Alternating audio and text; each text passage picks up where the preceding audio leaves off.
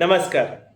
3 महत्वपूर्ण काम जो आप 31 मार्च 2026 के पहले कर अपनी टैक्स प्लानिंग तो कर ही सकते हैं और बहुत सारी tax saving, tax return filing के समय भी कर सकते हैं।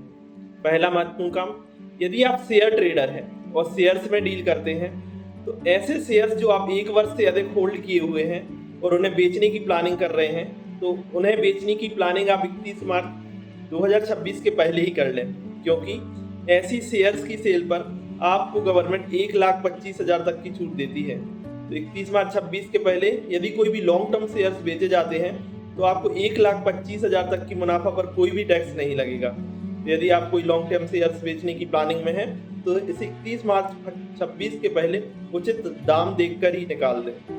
दूसरा काम, यदि आप ओल्ड रिजीम में हैं, क्योंकि आपको पता होगा कि इनकम टैक्स में 2 रिजीम्स हैं, एक तो ओल्ड रिजीम और न्यू रिजीम। न्यू रिजीम में आपको 12 लाख का फायदा मिलता है और कोई भी इन्वेस्टमेंट की डिडक्शन का फायदा नहीं मिलता।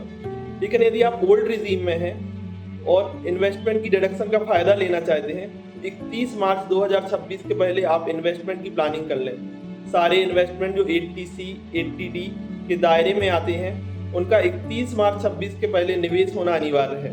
तो यदि आप ओल्ड रिजीम में हैं तो 31 मार्च 26 के पहले इन्वेस्टमेंट करके डिडक्शंस का फायदा ले सकते हैं। तीसरा और अंतिम काम, वैसे तो इस वर्ष 12 लाख की आय तक कोई टैक्स नहीं है, तो बहुत सारे टैक्स पेयर्स को टैक्स लायबिलिटी नहीं आएगी। लेकिन यह ध्यान रखें, यदि आप शेयर ट्रेडर हैं और आपकी आय भले ही 12 लाख से कम है, लेकिन शेयर से होने वाली प्रॉफिट ज़्यादा है और उस पर बनने वाला टैक्स भी यदि 10,000 रुपये से अधिक बन रहा है, तो आप 31 मार्च 26 के पहले अपना एडवांस टैक्स जरूर भरवा दें। इससे आप एडवांस टैक्स पर लगने वाली इंटरेस्ट को कम कर पाएंगे और अपनी टैक्स की बचत कर पाएंगे। तो ये 3 छोटे छोटे काम जो छोटे हैं पर महत्वपूर्ण हैं, इन्हें आप 31 मार्च 26 के पहले कर अपनी टैक्स प्लानिंग कर सकते हैं और काफ़ी हद तक अपनी टैक्स सेविंग भी कर सकते हैं। धन्यवाद।